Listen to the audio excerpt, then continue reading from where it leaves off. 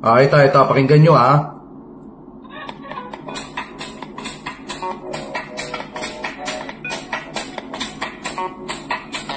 Grabe, ganito ka duwag si Paulo Duterte mga kababayan. Sabi ko sa inyo, duwag talaga tong tao na to. Ay kung sino ang susunod na tetestigo kaugnay sa paano magkakabangan pa rin sa ICI, kung sino ang susunod na tetestigo kaugnay sa paanomalyang flood control projects. Para sa update, pagbabalita live mula sa Taguig, si Mobile Journal, Arnes de los Santos. Arnes, may nakaschedule ba uli na public hearing ngayong araw?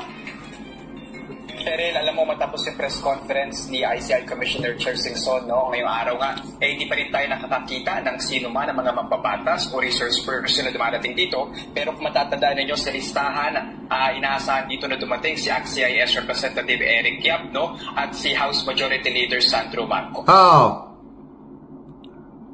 Sa ngayong hapon nga, hinahantay ka kaninang umaga, nagsimula na nga yung pagdating dito ng ilang mga kapulisan, no? Hindi natin kumpirmado ang dahilanan nito, pero patuloy ang kanilang pag-iikot at pagsigurado ng kaligtasan o perimeter nitong lugar, no? Kaya naman inaasahan natin na baka may malaking personalidad, no, na dumadating dito. Sinubukan natin malaman o makunan ng saan ng tugon ng ICI kung darating nga ba ngayong araw si House Majority Leader Sandro Marcos, pero wala pa rin itong nagiging tugon sa oras na ito. May sagot na ba ang ICI sa naging pahayag ni Davao Representative Pulong Duterte na hindi na niya sisiputin ang imbitasyon ng komisyon?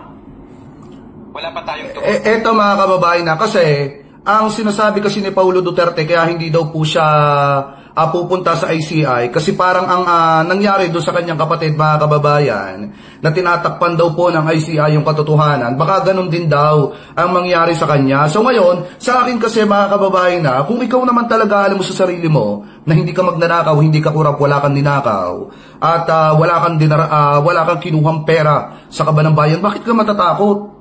Problema na lang ng ICI yun kung dodoktorin nila, problema na lang ng ICI yun kung talagang iipiting ka nila. Ang problema kasi, nung una mga kababayan nagpahayag, itong si Paulo Duterte na wala siyang kinakatakutan. Hindi siya umuurong sa mga pananagutan mga kababayan at handa niyang harapin ito pong imbitasyon ng ICI. Pero bakit ngayon, Paulo Duterte, naduduwag ka na?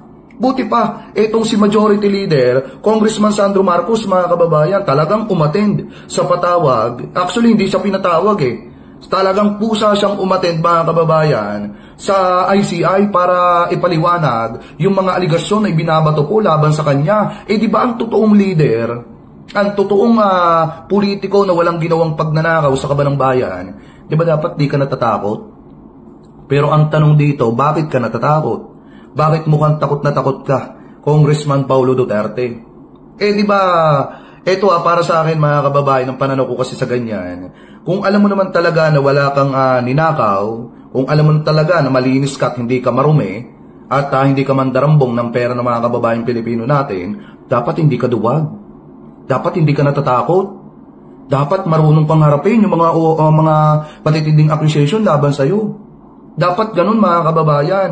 Pero parang ang problema kasi dito kay Congressman Paulo Duterte, mukha pong takot na takot sa ICI. Kasi nga naman, kung ikaw talaga ay nagnakaw at hindi mo maipapaliwanag yung 51 billion pesos kung saan mo dinala, talagang mangangamote ka dyan. Yun na nakikita ko dyan. Mga kababayan, ngayon tuloy natin. Mula sa ICI dyan, Cheryl, no? Pero alam mo, kaninang umaga, naglabas nga, no, ng statement itong si Davao City First District Representative Paulo Duterte, no, na ayon sa kanya, hindi na raw siya dadalo dito sa pagpupulong, no, na pagpapatawag ng ICI, no, dahil ayon sa kanya, no, wala raw jurisdiction ng ICI sa kanya dahil bahagi siya ng legislative body, no, ng mga gumagawa ng Kongreso. At ang kapangyarihan daw ng ICI ay limitado lamang daw sa ehekutibo. Hindi daw anumang factual o legal basis sa investigasyon na ibinigay ng komisyon dahil sa kawalan ng detalyeng tatalakayin sa pagdinig.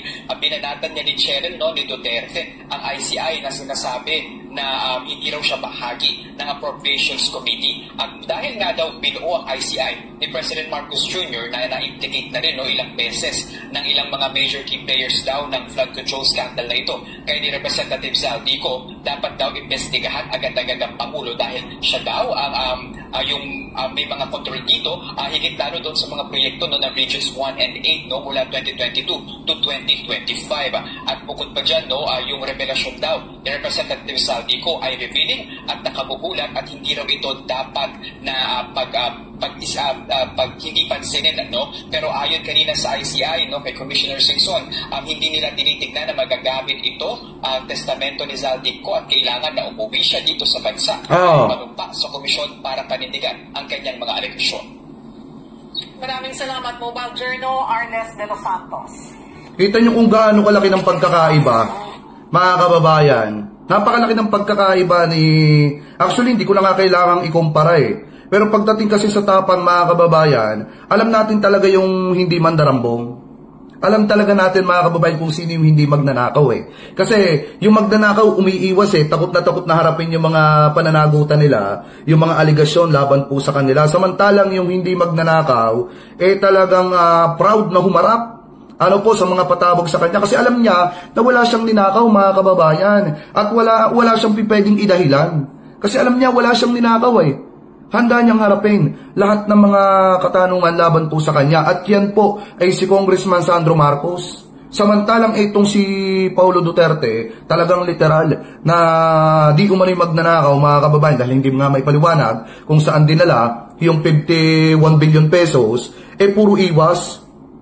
At maraming dahilan at maraming katuwiran para hindi po maka-attend sa mga patawag ng ICI, mga kababayan. So ngayon, pakinggan naman natin itong sinasabi ni Congressman Sandro Marcos. Ito wait lang. Yan. Again, andito ako to lend anything that I know that will aid the ICI in their investigation. As I said, wala po akong tinatago, so I am happy to assist them in any way, shape, or form. With regards to how it went, kung ano man ang mga tinabang nila, I have given the ICI full authority if they deem fit to release the video of my testimony. Okay. So again, I'm happy for them to do so if they believe that there is no information there that will jeopardize their investigation. Sir, yung allegations ni dating Congressman Zaldico, natalakay ba siya sa hearing niyo today? Yes po. Anyway, well, again, I will just repeat my statement that it's pure fabrication and pure lies. It's one that it's a move that reeks of desperation. It's a political ploy, and I've already attributed it to attempts at destabilization of the government. Sir, is that at all possible if they use it? Durog! Diba? Durog yung mga nag-aaligasyon kay House Majority Leader Sandro Marcos. Diba? Halantaran niya sinagot. Wala siyang itinatago. Hindi siya tumatago, mga kababayan. Lahat ng mga ibinato sa kanya, puro kasinungalingan lang. Parte lang yan ng politika. At yan ay mga paninira lang po laban sa kanya. Publication lamang po yan. Laban po sa kanya. Sana ganyan ka din, Congressman Paulo Duterte. Di ba, mas matanda ka kay Congressman Sandro Marcos, pero mas matapang kaysa sa'yo si Congressman Sandro Marcos. Tuloy pa natin, mga kababayan. Ay, na sinasabi ni Kong po na may 50 billion kang pati sa father mo na inutusan niya allegedly sa speaker. Honestly, to my knowledge, no, it's not possible. Why? Because first of all, the executive has nothing to do with the legislative. And secondly, the allegations are untrue. I did not do any such a thing. Kung nakikita niyo po yung listahan, may mga project dyan sa Davao City. Nakalista sa Davao City. Alam naman natin sino nakapitan yung ba't pa ako maglalagay ng project doon. Tama! Sana naman pag-aral nila na mabuti. But in any case, it's really not working.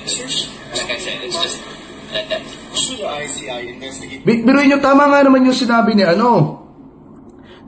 Congressman Sandro Marcos. Ba't mo nga naman ilalagay na nagpapagawa ako ng proyekto doon sa Davao City? Hindi naman ako yung nakaano dyan.